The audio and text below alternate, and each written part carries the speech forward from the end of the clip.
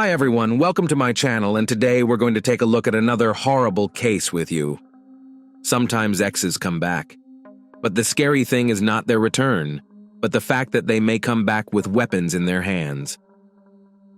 On January 18, 2014, a young couple holding hands walked out of church. It was a bright day they had been looking forward to. The many people attending the service were still inside the church.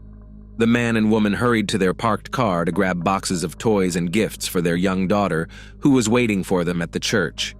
But the subdued January silence was struck by loud pops.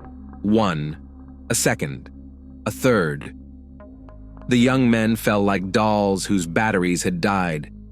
Scarlet pools of blood filled the asphalt around them. A few minutes later, the emergency services received a call that two people had been killed in a parking lot near the church. People ran out at the noise. General outrage and shock grew in the roll call of the crowd. A little girl who had not received her presents cried from the panic that gripped her. She, like other parishioners, heard the sounds of gunshots, but did not see the full horror of what had happened. Police arrived at the scene and taped off the area and examined the scene of the attack. When emergency ambulance doctors arrived, they were left with only 2 deaths. The victims were young married couple Nathan and Crystal Maddox. We're going to start at the beginning together. We'll take a look at the lives of our heroes and go into detail about the situation they found themselves in, and also be sure to discuss whether such a tragic end could have been avoided. When lies, betrayal, greed, fear, and darkness become an integral part of someone's mindset, it causes them to commit horrible crimes that no one could ever imagine. In fact, an entire family can be drawn into such crimes, causing many worlds to fall apart. Our story features the brutal double murder of Nathan and Crystal Maddox. So now, if you are interested in learning all the minute details of this case, let's get started. The events of this family send us to Texas, the small town of Colmesnail in Tyler County. A town so small that with a population of 563 people, people know each other by sight, and some of them have started families and become relatives. Nathan and Kristen's relationship was very fast-paced. Young people lived on neighboring streets, lived together the first love and the first kiss. The girl's parents did not approve of her choice, and in every possible way prevented their relationship. Kristen could not cross her beloved parents and refused her love. But fate presented a surprise, and Kristen learned that she was expecting a child. Parents had nothing left but to accept the situation and let the lovers get married, because it is unworthy to look in front of people as a single mother. Nathan and Kristen got married in Texas, and soon after the wedding they got a house and had their first child, a daughter Madison. But family life turned out to be far from the fairy tale story from the movie. Nathan had to work hard to support his family. Having a house and maintaining it doesn't come cheap, so Nathan was forced to take a job away from home. He traveled to Montana. A young husband and father, he tried to visit Kristen and Madison as often as possible. He often sent money home to them, and for the most part, Nathan was pretty sure he had a happy family waiting for him at home. And that seemed to be the case. He loved Kristen. He loved Madison. He thought they had the perfect little family until one day he came home from Montana. When he walked in the door, he noticed right away that the house was empty. Most of the things inside the house were gone, and there was a note on the kitchen table. In just a few lines, Kristen cruelly informed him that she was leaving Nathan. The reason seemed strange. The woman wrote that she didn't know where her husband was missing, who he was with, or when he would return. She wrote that she was unhappy, but that was a lie, because Kristen knew perfectly well that Nathan was in Montana for work. He called all the time, asking how she and her daughter were doing, what they were doing. He sent them money on a regular basis. The worst part of this episode was that she took Madison with her, and Nathan is now banned from seeing his daughter. Kristen did a very mean thing. She went to the police station and used false information to gain full custody of her daughter, indicating that her father was not providing for or interested in the child. Nathan knew that the ex-wife and daughter had returned to his parents' home. He repeatedly tried to see little Madison, but the Westfall family was adamant. They were jubilant that they had managed to get rid of an unloved son-in-law. Time passed. Nathan returned to his hometown to be closer to his daughter. He did not give up trying to see her, but he knew that it was necessary, with the help of a lawyer, to obtain official custody of his daughter and to achieve legal meetings. During this difficult period, he meets Crystal. They'd known each other since childhood. They went to school together. When they were teenagers, their paths diverged. Crystal went to the big city. She dreamed of graduating from university, but in her last year she got married, and instead of a successful career, she got a happy family life, in which 4 children were born. But unfortunately, after a while, the relationship between the spouses went downhill, and they decided to divorce. In 2011, Crystal and her children returned to her hometown. 2 longtime friends met each other at the most necessary moment for each of them. Nathan was enamored with Crystal's children. From the way their mother interacted with the children, from Crystal's inexhaustible energy that lit up everything around her, like a fairy with her optimism. In 2013, Nathan and Crystal were married. Nathan worked at the Lakin Industries warehouse, while Crystal started a small clothing business, opened a children's clothing boutique under her own name, and handmade jewelry. The family's business was doing very well, and it became feasible for them to hire a good lawyer to get a chance to see Nathan's daughter from her first marriage and try to get custody. Madison was thrilled with her daddy's new wife and the siblings she had. The girl was completely happy in her father's home. This made Lita and Paula Westfall, Kristen's parents, completely resentful.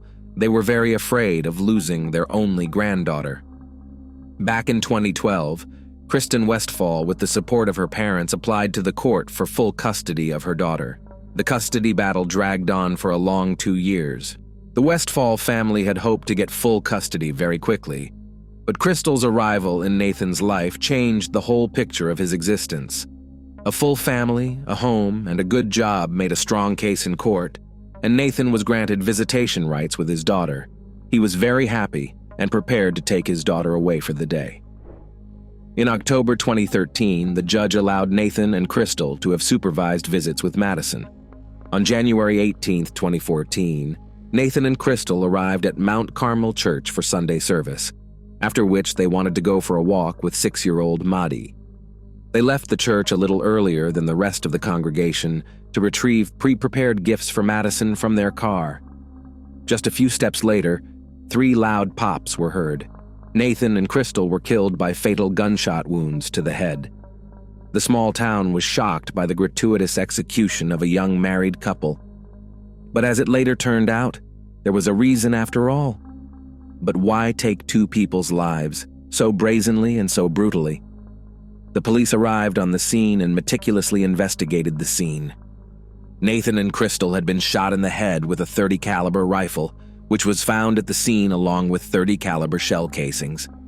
An autopsy later revealed that Nathan had also been shot in the thigh with a 20-gauge shotgun, leading investigators to assume that there were 2 shooters, as it is obvious that one person cannot shoot and reload at the same time. Investigators conducted a series of interviews with witnesses to gather information about the Maddox family and build their picture of what happened. They interviewed parishioners, acquaintances, and relatives of the slain family. But what surprised them most was the reaction of Nathan's ex-wife's family. Kristen and her parents were called to testify at the police station, as were the other witnesses. The further behavior of this family caused great surprise to the investigators. The Westfalls played up the tragedy too much, trying to hide their joy at the deaths that had occurred. Paul Westfall was so shocked that he went into a seizure, so much so that he couldn't believe the news of Nathan's death that he had to call emergency services. A grown man who had spent years trying to rid himself of Nathan's presence in his daughter's life was so upset that he had a seizure? Kristen was the first person interviewed, and her interview was a little creepy. She was the only one of the family to maintain a very calm and natural demeanor, despite the fact that she and Nathan had been together for a long time and had a child together. Kristen continued to give some really weird details about him, trying to bring out only the negative aspects of her ex-husband. She reported that she knew who killed him. In Montana, Nathan was listed in dangerous motorcycle gangs. One day, one of the gang members showed up at Nathan's mother's house and threatened to kill him. This story checked out, but it remained an empty threat because of an accidentally broken motorcycle, and the gang itself turned out to be a common exaggeration to confuse the investigation. Also, as an alibi, Kristen said that on the day of the crime, she was at the grocery store with her father Paul, a couple miles from the church, after which they both went home. Surveillance footage at 10:57 a.m. confirmed their presence at the grocery store. Paul Westfall told the exact same story, but Paul was a hunter and had a firearm in his arsenal, so his hands were tested for traces of gunpowder, but the result was negative. But until now, his reaction to the death of Nathan, whom he sincerely hated and never hid it, seemed to the investigators very strange and played. It left a sliver of doubt in his sincerity. Interviews with loved ones, over a short period of time, helped investigators discover that Nathan Maddox was involved in a custody battle over his daughter with his ex-wife Kristen Westfall and her family. After a long and bitter dispute in court, he was close to retaining custody, something that none of the Westfall family members strongly wanted. Such a desperate battle between the parties may well have been cause for reprisal.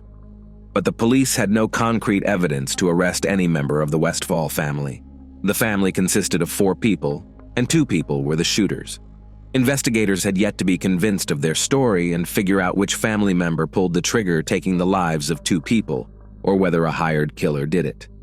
The investigators took a different path and decided to act through the main protagonist of the controversy, little Madison Maddox. After all, her safety was at stake.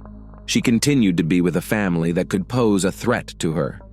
Police officers, along with Child Protective Services, CPS, came to remove the girl from the home, but faced a wave of protest and rage. The behavior of the older Westfall family entailed a search of the home.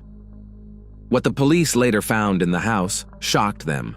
A gun was stored on a shelf in an easily accessible place in the room.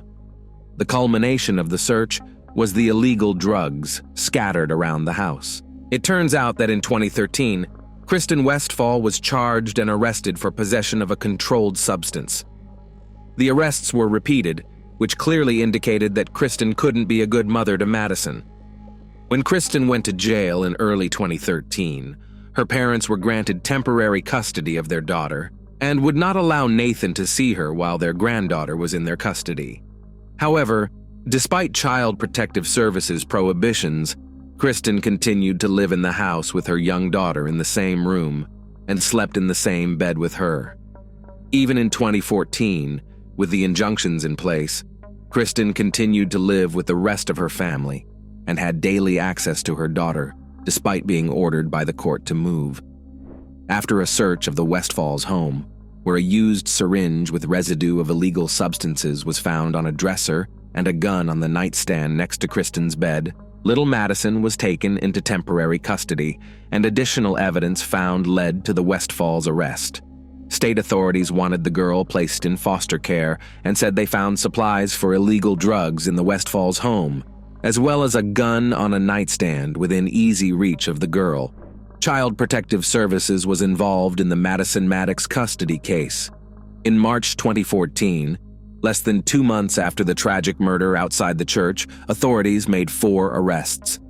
Kristen Westfall, 29, her younger brother Cameron, and her parents Paul and Lita Westfall were arrested. There was no direct evidence of their guilt in the Maddox murder. Cross-examinations didn't produce the desired result either. So the police had to go for a little trickery to put the squeeze on the most vulnerable member of the Westfall family. That was 18-year-old Cameron. He was told that if proven guilty, all members of his family would face life imprisonment, and the direct killers would face the death penalty. Cameron was young and kind-hearted. He was very scared and quickly agreed to cooperate with the investigation, revealing all the details of what happened. The crime against the young couple, Maddox, turned out to be carefully pre-planned by the family gang in order to permanently exclude Nathan from the role of father. Shortly after the shooting episode, it was revealed that Nathan and his ex-wife, Kristen, with the help of her family, had been secured a nasty custody disagreement over their 5-year-old daughter Madison. The long and costly legal battle was to end well for Nathan. The Westfalls were concerned and carefully plotted a scheme to remove him from Madison's life. Nathan wanted to take care of his daughter alone, but the Westfalls were not interested in letting her go even to see her father, let alone give him the girl permanently. The Westfalls were very hurt by the fact that the former son-in-law had settled down in life and was living a good life. Thus, when the judge allowed him multiple visitations, it became obvious that he could win the trial, which led to Kristen coming up with an original idea to get rid of him once and for all.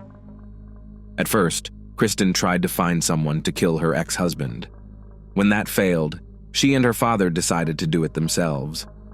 On Sunday afternoon, the family often attended church, and the day of January 18th was no exception. Lita Westfall and little Madison drove to the appointed time for the service. Afterward, she had to hand the girl over to her father. In the meantime, Kristen and Paul went to a distant store and posed as customers to get on CCTV cameras to create a solid alibi. But they miscalculated the timing. Each family member had their own responsible role to play. For the entire interval, they communicated by text message, updating each other on the Maddox's movements.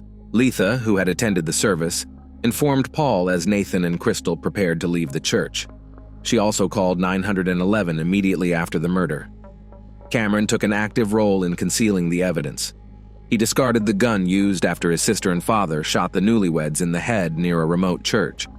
He drove to a lake where he discarded the bag of weapons. Cameron soon agreed to cooperate with authorities and revealed that Kristen originally came up with the idea and the family went along. He also pointed out to investigators the location where he had discarded the murder weapons. Divers later retrieved said items, which confirmed Cameron's words. The police detained 29-year-old Kristen, her brother Cameron and her parents, Paul and Letha Westfall, and charged them with organized crime. Thus, Kristen and Paul pulled the trigger, with Cameron and Lita acting as willing accomplices. Given that Lita was at the church at the time of the incident, it was obvious that she was not responsible for the shots that killed Nathan and Crystal Maddox. However, phone records showed that she was responsible for informing her daughter and spouse of the couple's whereabouts, and that she informed them as they left the church. While Kristen and Paul were the ones who fired the bullets, Lita and her son Cameron participated in the crime intentionally. The trial was very loud and lengthy. Each member of the Westfall family was tried separately. Paul Westfall continued to act out his seizures, so he was found mentally unfit and remained in a state psychiatric hospital for a while for evaluation. In May 2014, a judge found Paul incompetent, but that verdict was overturned 4 months later.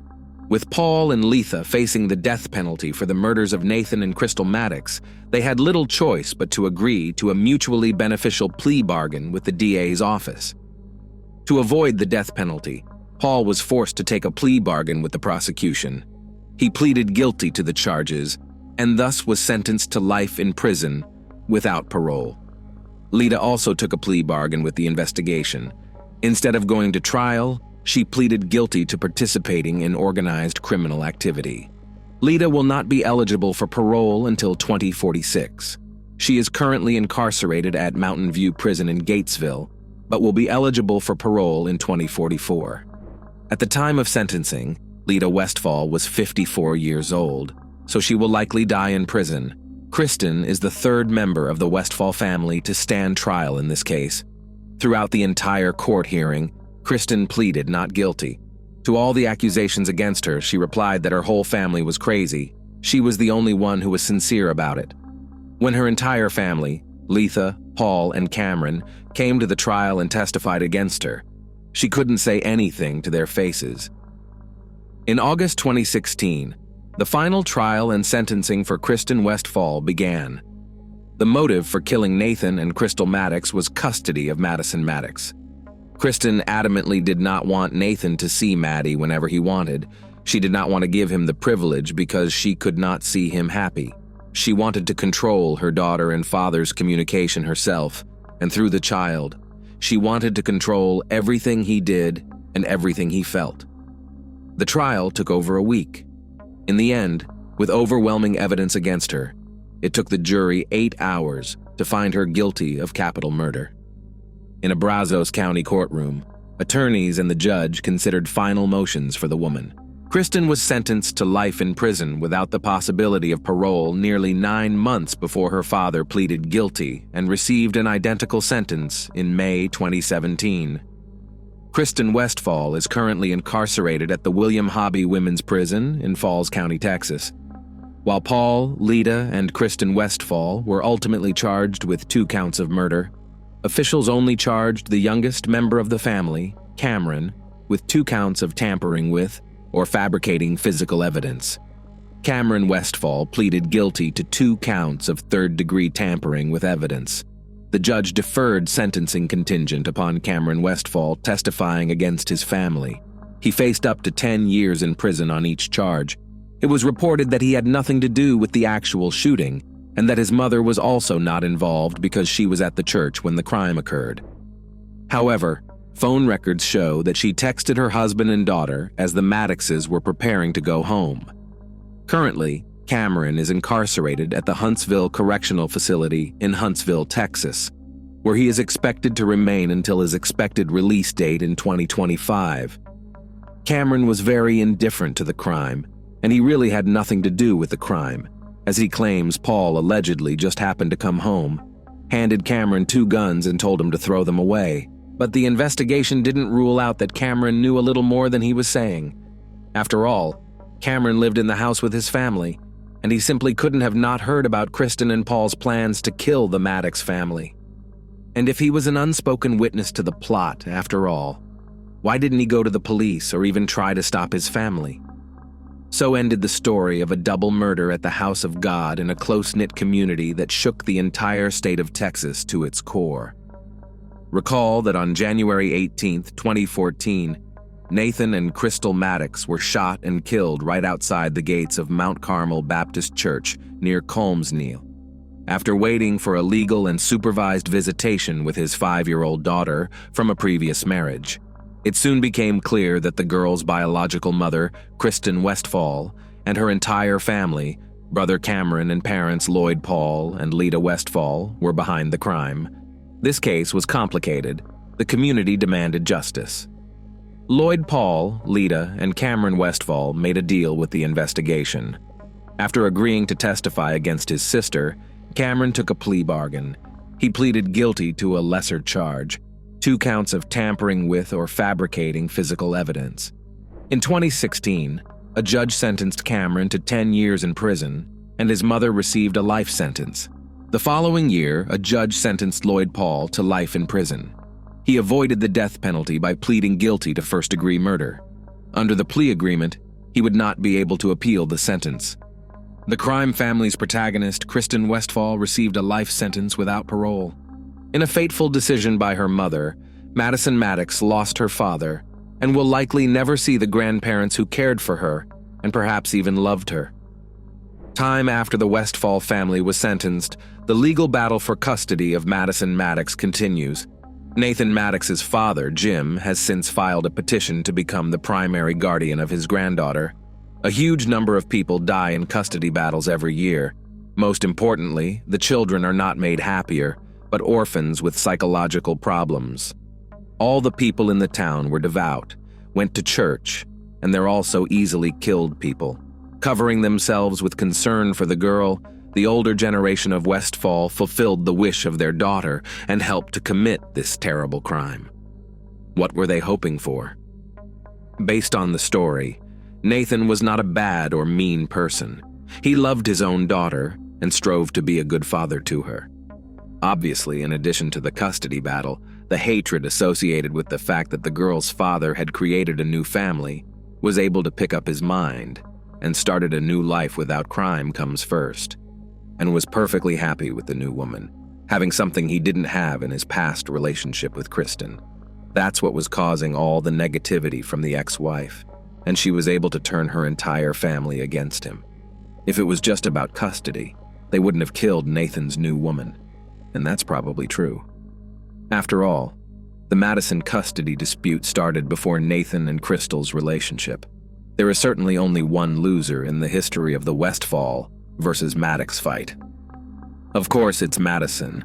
I'd like to believe that when she grows up, she won't remember the wild selfishness with which adults tried to take advantage of her by saying words about love. After all, if the family had loved the child, they would have tried to build a normal relationship for her sake. But they were only acting to please their own egos. Thanks for watching, guys. Subscribe to my channel. There are many shocking stories ahead of you.